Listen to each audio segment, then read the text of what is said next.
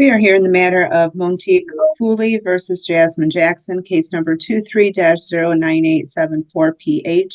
This hearing is being recorded on Zoom and live streamed on YouTube. And this matter comes before the court today for a hearing on an alleged violation by Ms. Jackson of the court's personal protective order. As an initial matter, counsel, will you place your appearances on the record? Scott Vandercoat for the people, Your Honor. Thank you. Attorney Evan Hebert on behalf of Ms. Jackson. Very good. Thank you, Mr. Hebert. And with that, Mr. Vandercoat, you may proceed. Thank you, Your Honor. I'd call Monique Cooley. Very well. Ms. Cooley, would you please raise your right hand? Do you solemnly swear or affirm that your testimony today will be the truth and nothing but the truth? You're muted, Ms. Cooley. I do. Thank you. You may proceed, Mr. Vandercoat. Thank you. Ms. Cooley, could you please state your name and spell it for the record? My name is Monique Cooley, Montique, and my last name is Cooley. You are the petitioner in this personal protection order matter, is that correct? Yes. Okay. Do you know, well, strike that. Do you recall the events of on the evening of Friday, July 5th, 2024? I do. Okay. Where were you at that time? I was at home at 826 Baldwin, Southeast. It's in Grand Rapids, Michigan, 49506. Okay. And did you have anybody appear at your residence at approximately 8:30 p.m. that night? Yes. Who was that? That was Jasmine Jackson and a friend of hers. Do you know the friend? I don't. Okay. And what happened when Ms. Jackson and her friend appeared? She pulled up in a light blue Cadillac XT5 and pulled kind of like up the street from my home because she's not supposed to be near my intersection of my home. And I was sitting on my porch. Okay. When she entered, it was my daughter's friend outside, and her and the gentleman pulled up in the car. I guess he wanted to serve me some papers because she was trying to terminate the personal protection order that I have against her. Mm-hmm. So when he pulled up to try to serve the papers, she got out the car and tried to mace me because I asked her what was she doing on my property. So she tried to mace me in front of my house. When you say she tried to mace you, did she spray you? Yeah, she sprayed the mace on me, just a little, got in my face, but yes. Right. You remember what she was wearing that day? I don't, because it happened so fast. Sure. Okay. You sure it wasn't just her friend that was present? No, it wasn't just her friend. It was her too. So she got out of the vehicle when she sprayed you? Yes. And were you like on your front porch or in your I was on my front porch, and I'm like, what is you doing here? You know, because I seen her. Like, what is you doing over here by my house? Okay. And that's when she got out, and she just got out, and you know, I didn't get all the way in my eye, but it did get a little bit in my eyes. All right. Was she on your lawn? On the sidewalk? She was like a little bit by the street because he was trying to come serve the paper. All right. And how close to you did he get? He was real close to me. Like what, 5 But 10 I didn't, feet? like about 5 feet, yeah. All right. Did he hand you the papers? No, he threw it on my porch. All right. And where was Ms. Jackson at this time? She was like up the, like a little bit up the street by him. Well, when you say up the street, was she ever by on the car? By the car. Okay. By the car. And the car was in front of your house? Yes. It wasn't up the street? Like up the street from my house. It's just a little bit up the street from my house, not too far. Okay, when you say not too far, what are we talking here? Like 2 houses down? Like 2 or 3 houses down, yeah. And well, she was close enough to spray you though, correct? Yes. All right, so she, walked away from the vehicle to your property? She ran. Okay, and did she come on your property? She didn't come actually on my property, but she was up the street, you know. So I came down I came down and asked her what was she doing by my property. Okay. So you were off your property when she sprayed you? Yes. All right. And I'm sorry, how many houses down? Like 2 or 3 houses down. Okay. She didn't park very far. Sure. All right. Has she contacted you in any way since July 5th?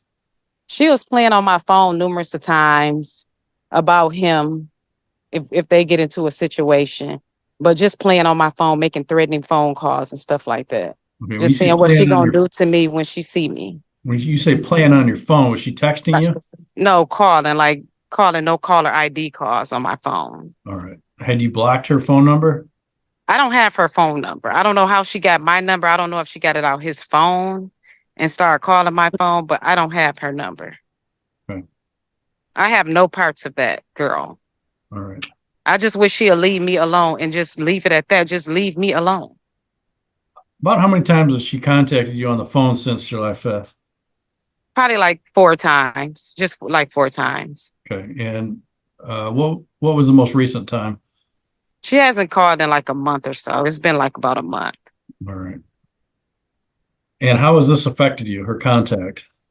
Like, I just don't want no parts of her entertaining anything with me. Like, you don't need to call me. You don't need to say anything to me when you see me. Don't approach me. Don't say nothing to me because I feel unsafe around you. Have you ever confronted her apart from this No. incident? No. Okay. I mean, did her actions place you in fear? Yes.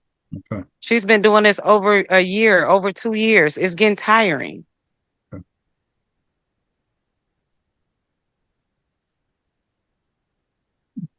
Do you remember what she said to you that day back on July 5th? I don't. I said to her, what Okay. is she doing over here by my property? All right. And you don't remember what she said to you? No, she didn't really say too many words. No. Thank you. I have no other questions. Cross-examination, Mr. Hebert. Good afternoon, Ms. Cooley. I represent Ms. Jackson. My name is Evan Hebert. I have a few questions for you, okay? Let me know if you can hear me all right. I can hear you. Thank you very much. So a couple of these should be pretty easy ones. Have you ever initiated contact with Ms. Jackson while you've been while the PPO has been in place? No, I don't Have you contact. ever been to her property? No, I've never been to her home. No. Have you ever driven by her home? No. Have you ever sent anyone to her home? No. Yeah, and I'm going to object. The PPO, Ms. Cooley is the protected party. She's not the one on trial. It's Ms. Jackson. These questions have no bearing on whether Ms. Jackson has violated the court's order. Your Honor, if I may respond, if she's initiating contact, then that's relevant to the question that Mr. Vanderkolk asked about whether she's in fear of Ms. Jackson. No, her subjective feeling is only relevant to Ms. Jackson's contacting Ms. Cooley, not whether Ms. Cooley initiated any contact with Ms. Jackson. Whether she did or not is not a violation of the PPO. Well, I certainly agree that, right, that it isn't, it is Ms. Jackson who's on trial, Ms. Jackson who's at jeopardy of going to jail or paying a fine here. However, I do think that, I can take into consideration the totality of the circumstances in determining whether or not there's a violation. So yeah, I will overrule the objection, allow the questions. You may proceed, Mr. Hebert. Do you know where Ms. Jackson lives? Yes.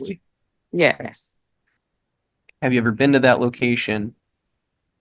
I have been to that location. I have a family member that stays next door to Ms. Jackson, but never been to Ms. Jackson's property. She cannot tell you that I went to her home, to her property, while the PPO order is in place. No. No. On going back to, I'm going to take you back to July 5th of 2024, the day that you were just speaking about. Okay. Okay. 826 Baldwin Southeast. That's where you resided at that time. Yes.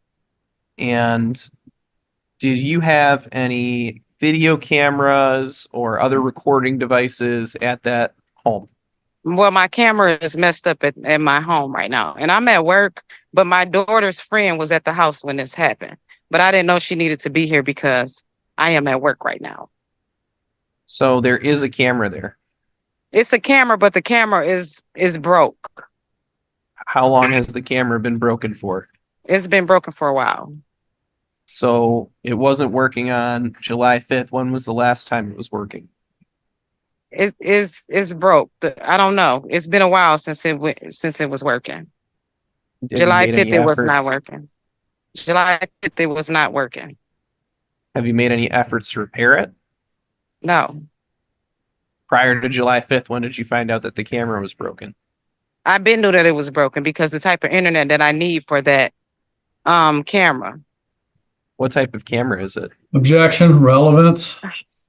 The relevance there, Your Honor, Mr. Hebert? I mean, just to figure out how it works, I guess I could ask how it works, but it might give me a little bit of Well, I think she's already background. indicated that she doesn't have any camera footage of the incident. So I don't think that background is particularly relevant to this violation. I'll sustain the objection. Why don't you move on to a different topic? All right. So none of this interaction was recorded. Is that fair? No, but I did contact the police. And it wasn't recorded on a cell phone or any other type of device. No.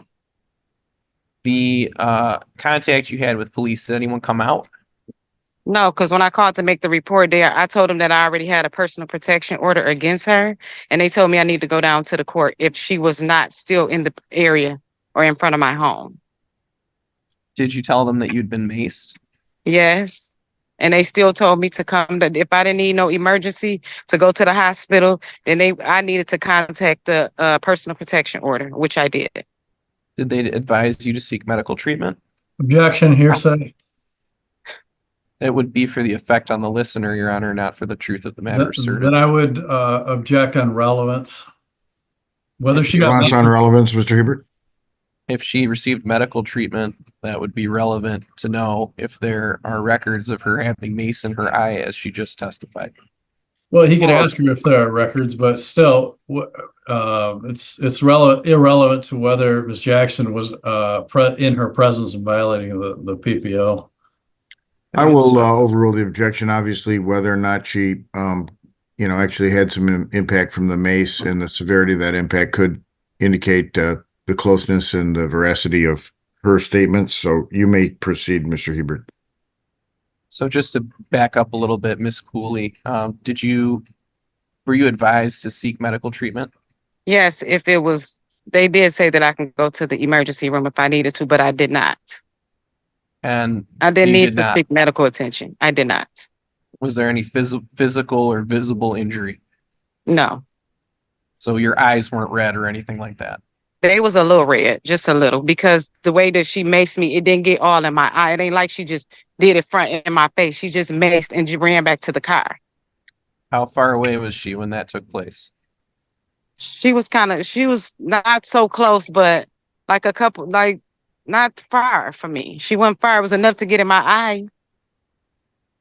You indicated at first when you were testifying that you were on your porch when this contact took place. So I want to clarify I that. was yes, when they first pulled up. That's what I said. When they first pulled up to my residence. Okay, but they didn't pull up to your residence, right? You testified that they actually were a couple They doors pulled down. up the street. Yes, they pulled up the street, which she's don't even supposed to be nowhere near my property. So do you know who was driving? She was. Okay, who got out of the car first? The guy, because he tried to serve the personal protection order. And I synced her and I'm like, what is you doing by my property? And that's when she jumped out the car. So you approached the vehicle. I'm yelling from down the street by my sidewalk, like, what is you doing by my house? She's not supposed to be at my house. Did you approach the vehicle? No. You didn't take a step off your porch? I did. Okay, towards the vehicle? Not towards the vehicle, on my sidewalk. I'm like, what is you doing at my house? And I didn't approach no vehicle. I didn't go to no vehicle or nothing. But at that point, that when you're saying Miss Jackson got out of the car? Yes. Okay, so initially the other individual gets out of the car and tries to give you some papers, right? Yes. And then you see the vehicle and you go towards the sidewalk, and that's when you're saying you had contact with Miss Jackson. Yes. Okay. And prior to that, she hadn't said anything to you or gotten out of the car. She's not supposed to be near my property. Prior to that, I fear for my life. She's not supposed to be near me or around my house. No. until you went out to the sidewalk, and I appreciate you just answering my questions when I asked them, if you don't mind. You had not heard anything. She had not said anything or left the car. No. Now, you've made some claims that Miss Jackson was playing on your phone and calling you. Yes. When those instances took place, did you contact police? No. Okay, what did you do in response to those incidents? I went and filed my the violation for the PPO because it was already set in place. So it's nothing that they're gonna do if you call the police to say she's playing on your phone. Did you do anything to document these calls? I screenshotted calls on my phone with no caller ID, but Okay. And Miss Jackson's name does not appear on any of these phone calls. it doesn't from have the to because she's screenshots. calling private. She's calling my phone private, so how can her name show up anyways? It won't. So her name did not show up. It's not gonna show up because she's calling private. She's calling no caller ID. And it's all phone calls. There's no text messages that you No, have no, received. no. And you said you actually don't even know Miss Jackson's phone number. That's not something I you're don't. aware of. No, I don't. You've never called Miss Jackson on her cell I've phone. never called her. No. So when these circumstances took place, did you see the other individual, what he was doing while you allege Miss No. Jackson was using No. mace? No. Would he have been in a position to observe what took place? I don't know because he threw the PPO order on the porch. So he was running to go throw the PPO. You're supposed to serve the personal protection order to me, not throw it on my porch. Was there anyone else that he spoke to at your house? No. You didn't, was there anyone else present with you on the porch? Yes, it was, but he didn't speak with them. He don't know them. Why would he speak with them? Was it a family member? It was my daughter's friend that was there. Okay, but you're saying that this other individual didn't talk to her or try to serve No, her with any no. papers or ask her any No. questions? No. Did you eventually look at the papers? I eventually looked at the papers, yes.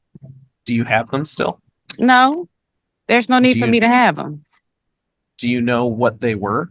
Objection, Your Honor. What is the relevance? I mean, there's a big Response on difference. relevance, Mr. Hebert. Thank you, Your Honor. There's a big difference between having someone served and initiating contact. I mean, from the sounds of it, what it sounds like happened is that Ms. Jackson allegedly drove a car, parked it a couple houses away so that someone else could serve Miss Cooley with her motion She's to not terminate supposed the to PPO. be near my home. Please be quiet, Miss Cooley. I'm speaking. At this point in time, Miss Cooley exited her house, walked towards the vehicle, and at that point there was contact. It's a question of Miss Jackson's intent, right? Why are these documents being served? There's legitimate purpose for it. So Your Honor, I would say the intent question has- is relevant. No, intent has absolutely nothing to do with whether Ms. Jackson was present in violating the PPO, and the content of the papers is certainly not germane to whether Ms. Jackson was present. I think it's no different than if she was using a process server, especially when the testimony from Miss Cooley is that the car was parked a couple houses down. Well, I think had she wisely used a process server, that wouldn't have resulted in a confrontation and the use of mace. That probably would have been a much smoother operation. So I agree that the content of those papers is unimportant. On top of it, she wasn't attempting to serve the process; someone else was, and she chose to get out of the car. I'm not buying that the papers had a hill of beans to do with it. So I'll sustain the objection, ask you to move on to another line of questions. Thank you. Ms. Jackson, I saw that you had raised your hand. If at some point you need to speak with me directly, we'll do that once we're done with cross-examination. Is that okay? That's fine. Thank you. Thank you very much. So, Your Honor, and- I'm sorry to interrupt, but there's somebody sitting next to Miss Jackson. I don't know if that's the witness or not, but It is. okay, at this late time, I just noticed this. I moved to sequester witnesses. And so this individual cannot see or hear anything that's being asked or said. All right. And that means that if the person sitting next to you, Ms. Jackson, is a potential witness at this hearing, that is, they might have to be sworn in and testify. They need to be separate from you when you're testifying so that, they can't just copy what you said or things of that nature. It's normally granted in a hearing like this. So if you'd have that witness move to a different location where they can't hear what you're saying, please. Absolutely.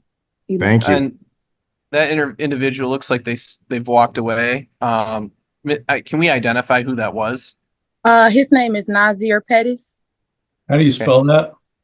N as in Nancy, A as in Ann, S as in Sam, I as in Emmanuel, R as in Rachel. Last name Pettis, P as in Paul, E as in elephant, T as in Tom, T as in Tom, I as in Emmanuel, S as in Sam. Pettis. Thank you. Very good. You may proceed, Mr. Hebert. Miss Cooley, that name that was just provided, Mr. Pettis, Nazir Pettis, do you know who that is? I don't. Okay. And we didn't have him on camera, so you didn't see what he looked like during this hearing. No, I didn't. Okay. Well, we'll I think come back to that. But that concludes the questioning that I have for you at this time. Thank you. Very good. Any follow-ups, Mr. Vanderkolk? No, Your Honor. All right, then. Thank you, Ms. Cooley. You may step down from the witness stand. Any additional witnesses or evidence, Mr. Vanderkolk? People rest, Your Honor. Very good. Mr. Hebert, any witnesses or evidence to present? Your Honor, we had discussed adjourning this. I do have some additional witnesses and testimony to present. I had wanted to subpoena Mr. Pettis, but now it does appear that he's here. And so if the court's willing to adjourn this with the understanding that the PPO will remain in place until we can complete this matter, I'd be happy with that. Or I can see if Mr. Pettis can return and I can examine him, and Mr. Vanderkolk can cross-examine him. Yeah, I Depending on guess what the court because wants to this has do. been delayed already and it appears that Mr. Pettis is nearby, why don't we see if he's available? And would he be your first witness, or you want to have Miss Jackson first? I think that we could start with Miss Jackson, and then Mr. Pettis, if the court has time to do it today. I know it's 5 o'clock or nearly 5 o'clock. No, it's only it's not. 4:05. We've got plenty of time. 4:05. All Mr. right. Hebert. Thank you. So yeah, if we could have Mr. Pettis step out of earshot again, they'll remain available as a potential witness. I'll swear you in, Miss Jackson, and we'll take your testimony. If you'd please raise your right hand. Do you solemnly swear or affirm that your testimony today will be the truth and nothing but the truth? Yes, Your Honor. Thank you. And Mr. Pettis, if you'd moved out of earshot for the moment, because we may have you as the next witness, but you can't listen to Miss Jackson when she's testifying, because I'm going to have you sequestered as if she was testifying in the courtroom and you were waiting out in the hallway. So you have to be in a different space than she is where you can't hear her. Can you do that? Yes. I'll leave. Appreciate it. Thank you. I think. Is Miss Jackson walking away? Yes. All Oh, right. Can you just swear in Mr. Pettis? That's fine. We'll do him first. All right, Mr. Pettis, we can take your testimony first. If you'd raise your right hand. You solemnly swear or affirm that your testimony today will be the truth and nothing but the truth. Yes. Very good. You may proceed, Mr. Hebert. Good afternoon, Mr. Pettis. Thank you for being here. And I have a few questions for you. Let me know if you can't hear me. Is that okay? Yeah, I can hear you. Thank you. And if you could do me a favor, and when you're answering questions, please offer a verbal response rather than nodding your head or something of that nature. Is that all right? Okay. Yes or no? Thank you, sir. I appreciate that. Yes. How do you know Jasmine Jackson, if you do? She was a neighbor of mine. I used to live over there in the same a townhome area off Coach Lane. And are you related to her at all? She's like a best friend to me. I've been knowing her since I moved there, and I've been living there for 4 years now, but I recently just moved.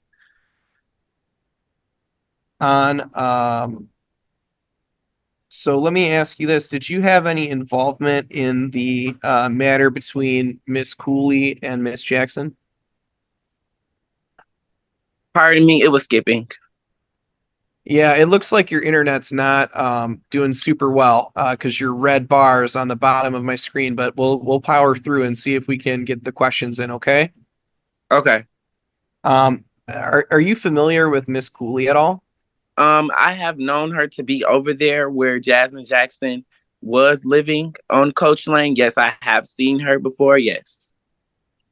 So you observed her at that location, at her address where Miss Jackson was living? Yes.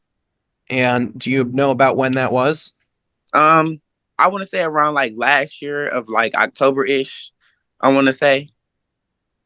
And recently, I want to say it was about like in the beginning of summer, like May-ish. And the incident in the beginning of the summer, can you describe what you saw for me, please? Yes. Miss Cooley had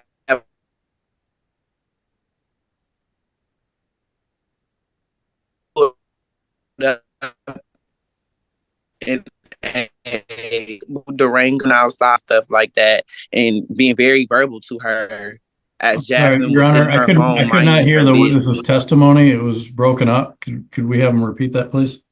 Yep. Could you try that again? You know what? And Mr. Jackson, if it's agreeable to counsel, we could also have you turn off the video. Sometimes the audio comes a little more clearly if you just turn off the video. Mr. Vanderkolk, do you object to that? No, Your Honor. That's fine. Turn off the video and we'll see if we can get your statement a little more clearly. Okay. Do I push the stop video button? Yes, please. Okay. All right. Try again, Mr. Ebert. Yes. Go ahead. Go ahead, Mr. Pettis. Yeah, so the question, Mr. Pettis, was what was the nature of the contact that Miss Cooley had at that residence in the early part of the summer? Yes, Miss Cooley was being pulled up in a dark blue Durango and being very verbal to Jazz and saying that her family member was living next door to her, which is also not true because I know I want to people object. that live. Excuse me, I want to object. Is it or inquire? Is this the July 5th incident that we're talking about? No. Okay, No. I would object to this whole line of questioning and the testimony. This has nothing to do with the alleged violation of July 5th, which is the sole reason that we're here. Your Response, Honor. Mr. Ebert. Thank you, Your Honor. I think we already went through this line of questioning. It's relevant to the circumstances. I think it's corroborative evidence of Miss Cooley's, approaching of Miss Jackson on the incident in question. It would be circumstantial evidence of that. In addition, I just think it's relevant for the court to consider, even if it was to be at sentencing. We would like to have the whole picture. Your Honor, stating that we want the whole picture or that it's corroborative does not make it relevant. Whatever happened prior to July 5th has no bearing on whether Ms. Jackson approached Ms. Cooley within her site, which is clearly prohibited by the court's order. So this is just a fishing expedition to draw things out and paint Ms. Cooley in an unfavorable light and is not relevant to what occurred on July 5th, which is the only allegation pled. Yeah, I would tend to agree, Mr. Ebert. I'm going to sustain the objection unless you have information that's related to the alleged incident on July 5th. Thank you, Your Honor. Mr. Pettis, did you have any contact with Miss Cooley on July 5th of this year? No, Miss Cooley wasn't even home when I served the paper. Jasmine Jackson was nowhere near around. I picked up the papers from Jasmine Jackson's home, and the address is on the paper where Miss Cooley lives, which is 826 Baldwin. And I went over there myself, and I served the paper to her daughter, which is Nevaeh, which was home. And I did see a camera on her property. I don't know if it works or not because I'm not in the home, but I did see a camera. And if Miss Jackson was there and supposedly supposed to mace her, I would feel like that would be a big part of evidence to if Miss Jackson did what she did or not. and All right, somebody's Mr. camera over Pettis. there.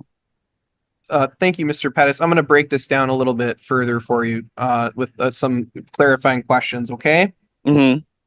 So on or about July 5th of 2024, did Miss Jackson ask you to bring some paperwork for Miss Cooley? Yes. Okay. And what was the reason for that? To serve her a paper to reverse the protection order against Jasmine Jackson. And what did you do on that date? I went over to Jasmine's house and I signed the paper of me saying that I would like to, what do you call it? That I consent to giving it to Miss Cooley. Was there something like an affidavit of process server that you reviewed? Is that what you're referring to? Yes. And okay, so you went to the location of 826 Baldwin Southeast with this paperwork. Yes, a green home. Yes. And what happened when you got there? I was actually supposed to record the incident just because of this situation here, but I didn't want to record, anybody. So when I knocked on the door, I heard somebody and they came to the door, which was her daughter Nevaeh. And I actually happened to know her daughter Nevaeh because we went to school at Alger together. And when I just told her simply, like, Nevaeh, just give your mom these papers, and I told her to have a good day. And I walked off the porch and I walked east of the street, and my car was parked around the corner because I didn't want Miss Cooley, if she was home, to see what my car potentially looks like. And actually, I actually seen the navy blue Durango outside of her home, the same Durango that was at Jasmine Jackson's house when she decided to pull up and cause rage. So what kind of car were you driving? I was driving a 2017 Chevy Malibu, black. And you said that Miss Jackson was not with you at that time. No, she was not with me at all. And did you have any mace? No, I didn't have any type of mace. Okay.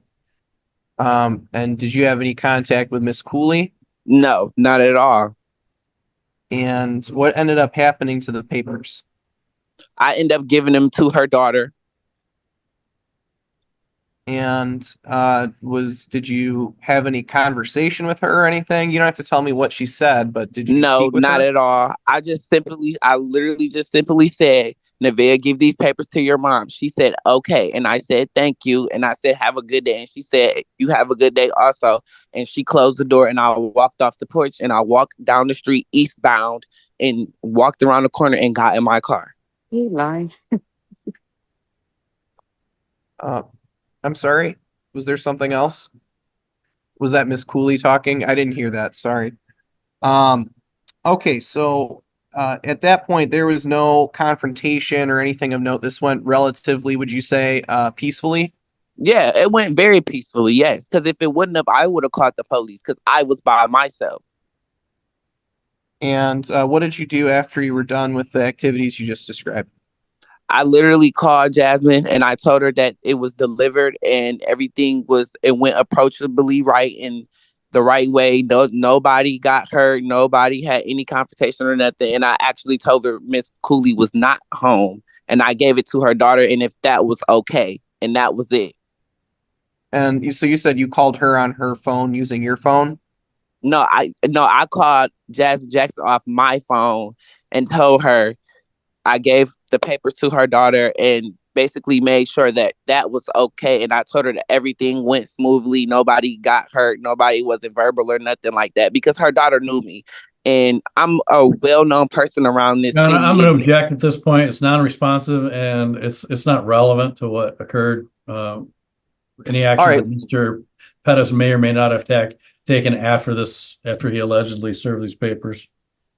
Your Honor, that's fine. I don't have any answer to that objection. I'll just redirect Mr. Pettis to relevant areas. Your Honor, you're muted. Objection is sustained. You may redirect.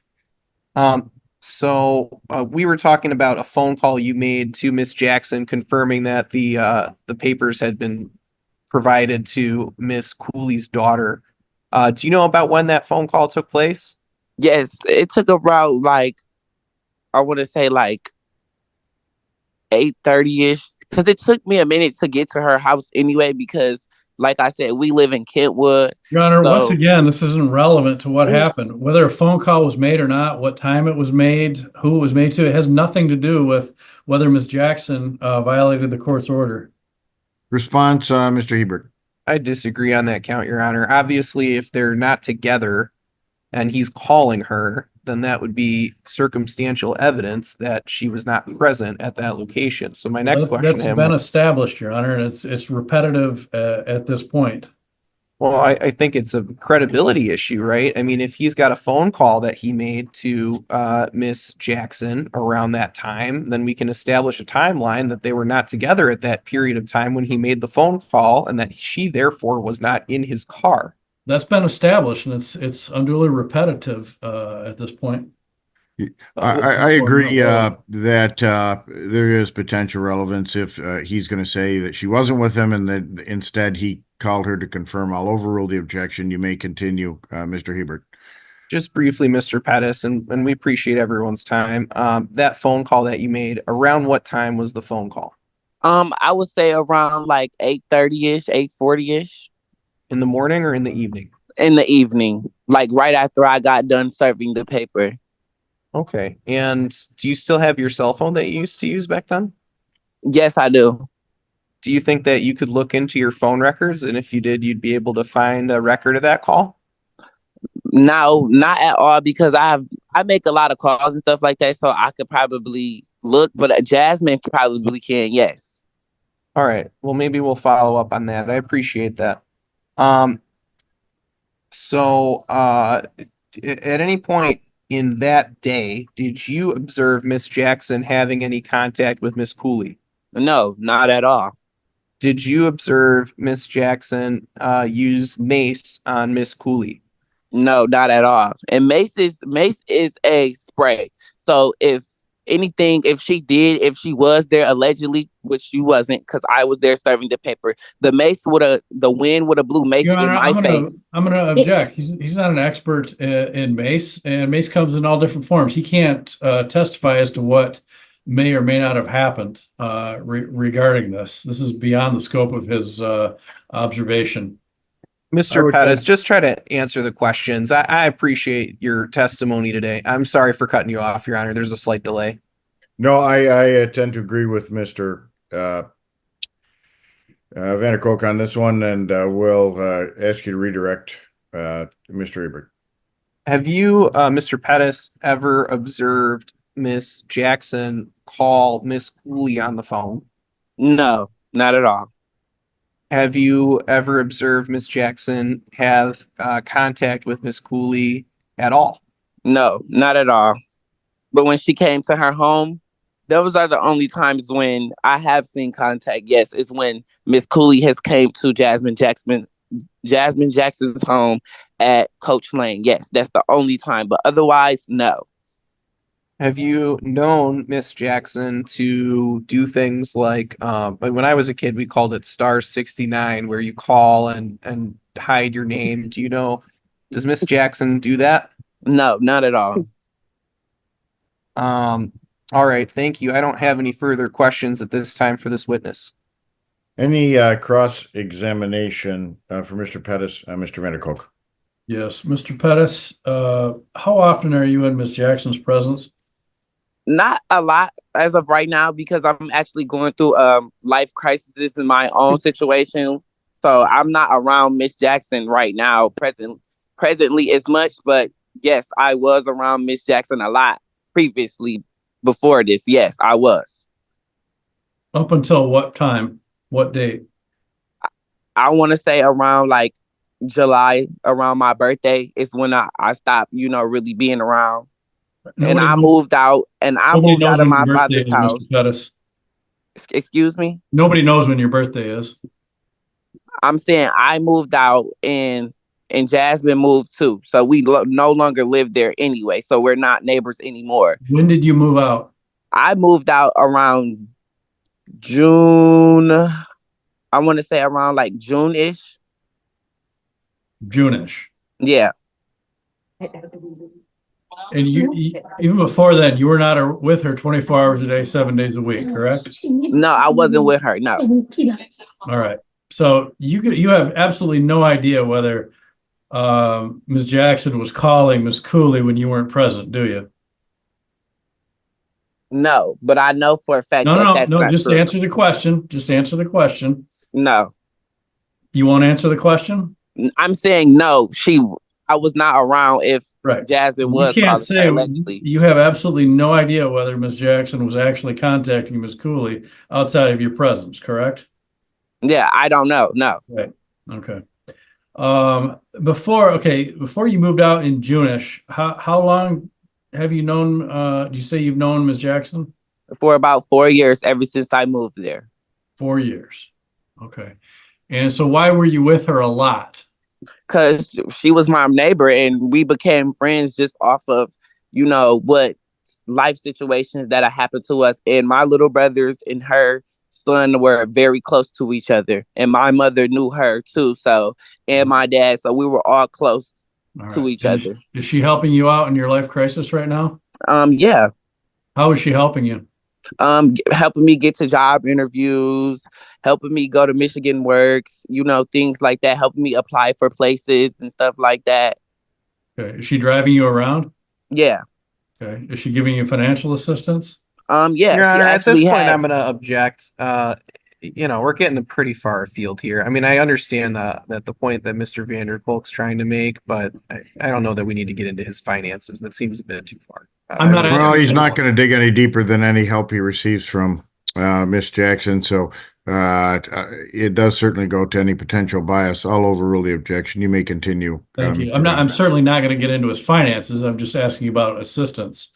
Does she ever let you stay at her place if you need? No, not at all. No. Okay. Do you have a driver's license? Do I have a driver's license? Yes. Yes, I do. Okay. Does she let you drive her vehicle? No. No. Okay. But she drives you to Michigan Works and other places? Yes. Okay. How else does she help you? She helps me with my with school and stuff like that, because I'm in school to actually be a dental assistant. Even though she doesn't really know, things about it for real, she actually helps me and, like writing essays and stuff, like wording it the right way and sounding professionally. Okay. And when was the last time she helped you with anything? Yesterday, actually. Okay. And she's been helping you in this way for how long?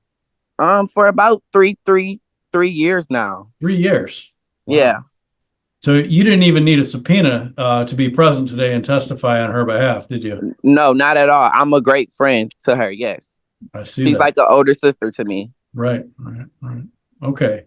And you said your younger brother or brothers are friends with her younger brothers? Is that what you said? With her younger child, yes. My brothers child. are friends with her younger child, yes. Okay. And your mom is friends with Jasmine also, yes. Okay. All right. So a lot of connections there. Yeah. All right. Thank you. I have no other questions. Can I follow up on that, Your Honor? You may, Mr. Hebert. Mr. Pettis, you understand you're under oath today. Yes. Do you take that seriously? Yes. Whether or not Miss Jackson is a good friend of yours or helps you out, I mean, is that enough that it would make you perjure yourself? No, not at all. I am 21 years old. I have a lot going for myself right now, and I would not put myself in jeopardy for nobody, not even my own family. This is honestly, literally what happened between me and Mrs. Cooley's daughter, and I honestly, to be honest, I didn't even really want to be here today because it's a lot of stress on me and I'm already going through stuff. And I just don't like in the Bible, it says you will. Your Honor, I'm going to object to relevance. Yeah, Right. unfortunately, we are running also short on time this afternoon, so we'll skip the biblical quote for now. But I think you've got the testimony you need, Mr. Ebert, unless you've got any additional follow-ups. No, Your Honor. I mean, I think the only other question I have is, Mr. Pettis, did Miss Jackson ask you to lie for her? No, Miss Cooley, I'd ask if you don't speak while the witness is speaking. Can you repeat that? no, Mr. not at Pettis? all. All right, thank you. Mr. Pettis, I do have a question, this is Judge Rossi. Did you ever, besides serving that one legal paper, the objection, did you ever drop off other legal papers from Miss Cooley, or I'm sorry, from Miss Jackson to Miss Cooley? No, nope. Okay, just that one instance? Just that one incident, yes. All right. Any follow-ups, Mr. Vanderkolk? No, Your Honor. All right, then you may step down from the witness stand at this time, Mr. Pettis, and you may call your next witness, Mr. Hebert. Okay, Thank you, Mr. Pettis. If you could get Miss Jackson back. Okay. All right, Miss Jackson, you've returned. I swore you in earlier. Mr. Hebert has some questions for you at this time. Your Honor, I had one follow-up question for Miss Cooley. I just want to see if she can identify that individual as being the same individual she talked about, which was Mr. Pettis. Do you mind if I ask that question first before we get into Miss Jackson? I would like to recall Miss Cooley. Any objection to that, since we just did hear from Mr. Pettis? Mr. Vanderkolk? No objection. You may inquire, Ms. Cooley, let me swear you in first. If I already swore you in because we took your testimony. You may inquire, Mr. Hebert. Thank you. Miss Cooley, I had one question. Is that person, Mr. Pettis, someone that you recognize? I can't really tell if that's him. I seen him in court before, so I can't just honestly say that's him. I don't know. I don't know. But you spoke about an individual who you It said was an with Miss- individual, a dark individual, but I cannot recall the face. Okay. I mean, you said you were pretty close to this person, weren't you? Oh, him? I didn't really look at him. I seen him in court before. I can't just tell you that was just him. I meant on July 5th. Were you close enough to these folks to see who the gentleman was? Your Honor, I'm going to object. She said she couldn't see who it was. She cannot identify him. This has been asked and answered. I'd ask counsel to move on. All right. Well, I did hear the question relating to July 5th, and the previous answer was in court one time. I'll overrule the objection, allow the question. You may proceed, Mr. Hebert. Miss Cooley, do you remember the question? Can you provide an answer for us? I just told you I don't know him. No. Okay. So you can't say whether that was the individual on It could have been July 5th. somebody else. It could have been someone else. That's all I've got for her, and I'd ask to call Miss Jackson now. Very good. Any follow-ups for Miss Cooley, Mr. Vanderkolk? Let's see. Ms. Cooley, who was it that was with you at your house that day that you said witnessed this? Yes, it was my daughter's friend that was there. What's his name? It's a girl. Well, what's her name? Her name's Jashia. How do you spell that? Jashia. Okay. Last name? Brown. All right. About how old is she? She's about 19. 19. Okay. All right. And was your daughter present there that day? No. Nevaeh wasn't. All right. No. Is Nevaeh's last name Cooley as well? Yes. How old is she? She is 18. Does she live with you? Yes. All right. Thank you very much. I have no other questions. Okay. Okay. All right. Very good. Yeah, you may proceed, Mr. Hebert, with Miss Jackson at this time. Good afternoon, Miss Jackson. Did we swear her in, Your Honor? I did previously swear her in, yes. Okay. So, Miss Jackson, you understand that you're answering questions here and that you're under oath. Yes? Yes. Okay. Yes. If you can't hear anything that I say, if I start breaking up, can you let me know and I'll repeat the question for you? I will. Yes. And if you are answering questions, can you please provide a verbal response? Does that sound good? I'm sorry. can you provide verbal responses to my questions rather than shaking your head yes or Yes. no? Yes, I can. I'm sorry. I kind of have a habit of doing both. Yes. Thank you. That sounds good. And we were having trouble when Mr. Pettis was speaking of seeing and hearing him at the same time. So if we start breaking up and you can't hear me or I can't hear you, I may ask you to turn your camera off. Is that all right? Yes. All right. Right now I can hear you just fine. So we'll proceed. Miss Jackson, what is the nature of your relationship with Miss Cooley?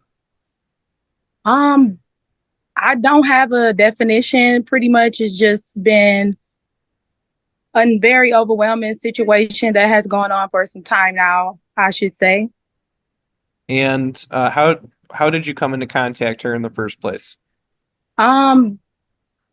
We came in contact because of the relationship that me and Mr. Cooley have. Okay. And is that in the nature of a romantic relationship? Yes, we are in a relationship. And you said Mr. Cooley, is that someone that she was dating or her husband? Mr. Cooley is supposed to be her ex-husband if she would sign the papers. So so that's how you know Miss Cooley, is because of this relationship that you have with Mr. Cooley. Yes. Now, I'm going to take you back to July 5th of 2024. Do you remember that date? Yes. And with respect to Miss Cooley, was there anything notable that took place on that date that you recall? I'm sorry, to her knowledge or to mine? Well, I would like to ask you, I don't want you to say what's her knowledge, right? I'm asking you about your knowledge, but I could probably do better with my questioning. Let me ask you a better question. On that date, was there, were you attempting to prepare papers to submit to court? I already had the papers prepared before they were served on that date, Friday, July 5th. This was done online. I received a call from the PPO office sometime, I believe I did it on a Friday, the week before the 5th. I filed online, and then I got a call that following Monday from the office just informing me to come down, pick up my paperwork, and then it just, had instructions on what needed to be done in order for the court date to be active. So I followed those instructions, and I had no contact delivering that whatsoever. And I just feel like, if these accusations are true, someone in the neighborhood, should be able to verify, that I was there somewhere in the area close by. No one on the street can verify my vehicle or, me being present. These are just things that they don't make sense to me. Oh, so this paperwork, did you ask someone to take it over to serve Miss Cooley? I did. I asked Nazir Pettis if he could deliver the papers for me. I chose him because pretty much I am aware how Miss Cooley is a very confrontational woman. So the selective people that I have in my life, I choose to be very precautious. I don't want to involve anyone who could potentially, have problems with this woman because of what they're doing on my behalf. So I just, I asked my neighbors. Is Mr. Pettis a friend of yours? He's a friend of mine, but he was originally a neighbor. And, we grew a relationship. So I apologize. I didn't catch all that. Judge, were you able to hear what she just stated? I just got through a relationship, so yes. I said that he was just originally a neighbor, and then we grew into having a friendship. Thank you. Sometimes with Zoom, it's hard to catch every single thing. I appreciate you repeating that for me. No worries. So is Mr. Pettis someone that you could rely on to do this type of thing? Not necessarily. It was kind of uncomfortable for me to ask him because this is just something that's kind of personal, and a lot of people don't want to get involved, but just pretty much him just being a eyewitness over time of the things that have occurred at my home and my residence because of Miss Cooley. He just kind of just felt as if he would, support me because he knew that, I had been literally not bothering this woman. So on July 5th of 2024, did you go with him to Baldwin Street? I did not. I instructed him where to go. And so you were not in a car with him when he had the paperwork? I was not. Did you observe Miss Cooley on that date? I did not see her at all. I just stayed in contact on the phone with him, which I have records to indicate, you know, if I have to go back and just show the conversations that we had or the time of the calls. Pretty much I gave him instructions like, hey, I want you to record this and you have to walk far a little. I don't want you to park too close up. I told him to make sure he records it and to make sure that, you know, that it's served. And what vehicle to look for. I specifically told him to look for a black Cadillac truck. So as he pretty much was walking down the street to, you know, approach the house, he called and informed me that that vehicle was not there. But he said that another vehicle that I recognize and that he recognized because of, you know, the ongoing occurrences at our residence. He said that vehicle was, you know, at that residence. So I said, you know, just go ahead and try to serve the papers. You know, it might be better that she's not home, so there's no confrontation. So he proceeded to do so. And then, you know, after he did it, he gave me a call and let me know, you know, exactly what happened, which was, you know, he delivered it to her daughter, which I felt worked a little bit better because I just, you know, still took a chance not knowing how things would play out with her, you know, getting the papers served from him. You mentioned another car that you and Mr. Pettis both recognized. Do you remember any more details about that car? It was a black Durango. I know that it's like her second vehicle or so. I know that they're both registered to her. I've seen both of them on my property, my premises. So yes, a navy blue Durango. All right. So did you use mace on Miss Cooley on this date? I don't have any mace. I was not on her premises or in the area of her home. This is impossible for me to be able to do something this way. And I just, you know, these accusations are just very so intimidating. I really hope that the courts can really understand what's happening here, because I just feel like if something this serious occurred, that this will be documented some type of way. You know what I mean? You would be really trying to get evidence as far as these things that you're claiming that I've done, because they're very serious matters. There would still be a police report, because they would never tell you to just take it up with the PPO. She was on my premises while she had her PPO, and I still documented it. You know, I have a police report to verify. You know, I'm going to object to the relevance, and it's non-responsive to the question.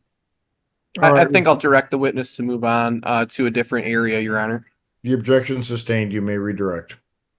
Thank you, Your Honor. And so, Miss Jackson, have you been otherwise contacting Miss Cooley? I have no reason to contact Miss Cooley. I have not. I'm happy with my relationship and my life. I just want to be at peace. I've actually relocated my home just so I cannot have to deal with so much of these things that have been occurring. I have no issue with this woman. It is this woman who has an issue with me. She's interrogating my life. And I just wish that we could really just, you know, pay close attention to the things that she's saying, because it's just really not making sense. I have no reason to harass her. I have my boyfriend. That's who I want. What do I have to harass her for? You haven't called her on your cell phone? I have no need to. There's nothing I need to contact this woman about. There's no reason for me to contact her. Like, there's no absolute valid reason why I would reach out to her. I'm fully aware of the PPO that she has, and I'm very aware that she's a very unpredictable woman. I would never in my life play with a situation like this. You know, this is very serious. This is a very serious matter to me, and I have every paper. Once again, Your Honor, I'm going to object. This is a rambling narrative that's not responsive to the question.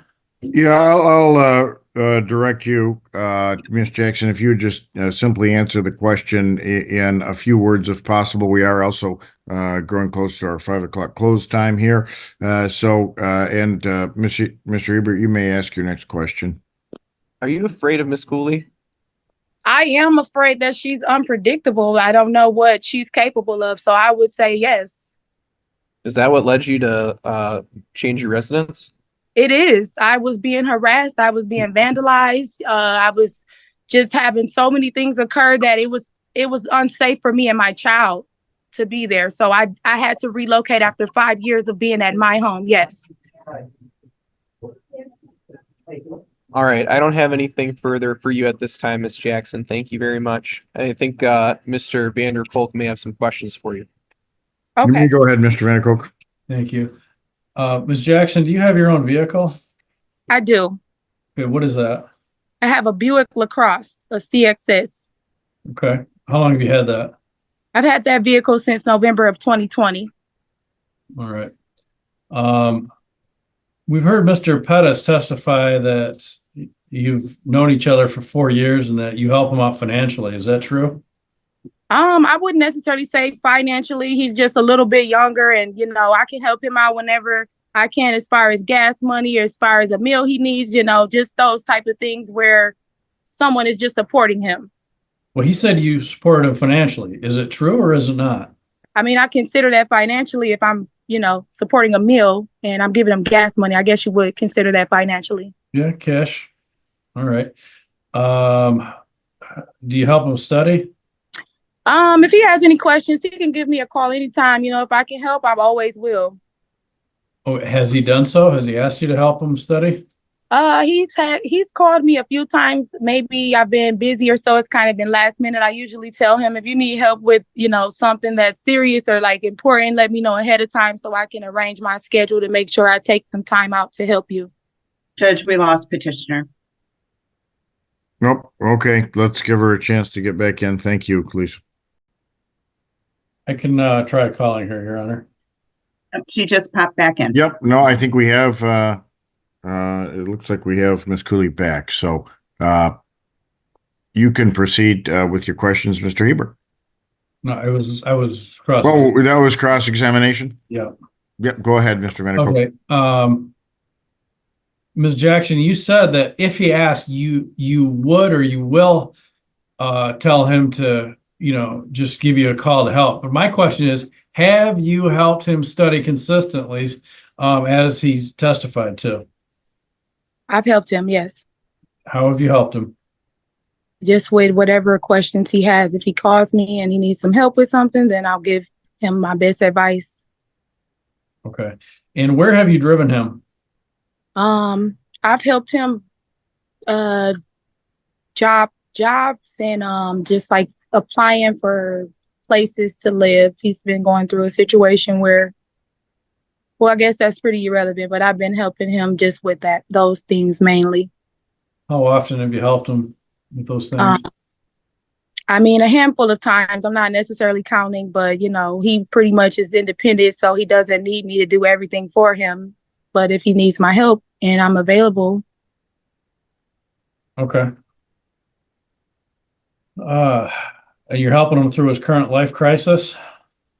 I don't necessarily know what you mean as far as that. I mean, I give emotional support as any friend would. And that's pretty much what I give the most. Like I said, if I can provide him with some gas money, if he's low on funds, or if I can provide him with a meal to get him through the day, I'll absolutely do that. That is what I consider helping. Sure. So fair to say he leans on you? I guess you can say that I'm someone he looks up to. Okay. But he can rely on you to help him when he's in a pinch? Periodically, depending on the situation, I'm no millionaire here, so it just depends on the situation. Okay. Thank you. I have no other questions. May redirect Mr. Hebert.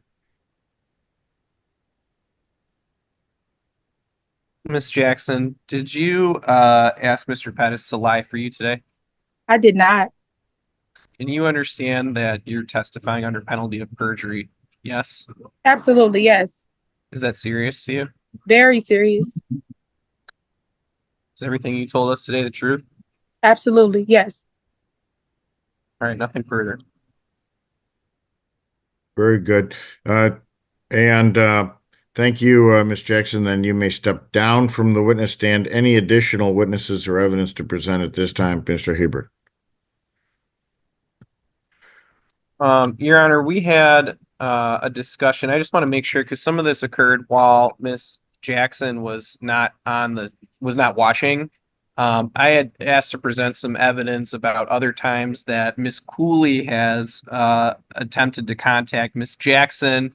I have videos and things about that, but my understanding is that the court is not hearing that today because those matters are not relevant to what happened on July 5th, and that was your ruling. Is that correct? That is correct. So I'm not going to get into all of that contact that Miss Cooley has had with Miss Jackson, with the understanding that I tried to go there and the court didn't want me to. Correct. Okay. So you don't have any others? No, with that, I don't have anything further as far as witnesses to present today, Your Honor. Thank you. All right, I'll give you each both a couple minute closing statement. Mr. Vanderkolk, you may lead off. Well, Your Honor, we just heard that Josiah Brown and Avea Cooley were present. We've got conflicting testimony, so I'd ask the court indulge the people, give us a chance to subpoena them so we can get the whole story and not just the story of Ms. Jackson and the surprise witness, this Nasir Pettis. So, I'd ask for Okay, well, we continuation. certainly do have conflicting testimony, and that is coupled with the fact that, right, there's uncertainty on behalf of the petitioner here, Ms. Cooley, whether or not that was actually the individual that she saw that day or not, throwing the situation into quite a bit of uncertainty. So I will grant continuation of today's hearing. We will reconvene at another date. I would guess I'll probably allocate an hour for it via Zoom. It'll have to be over a week at this point, so that you can subpoena additional witnesses. Thank you, Your Honor. Thank you, Your Honor. And I would just ask that if there are new witnesses, that we are able to rebut that with additional evidence if necessary. So I may have some other things to present, and so we're not resting at this time either. Understood. No, that both sides will have the ability to cross-examine and rebut if necessary.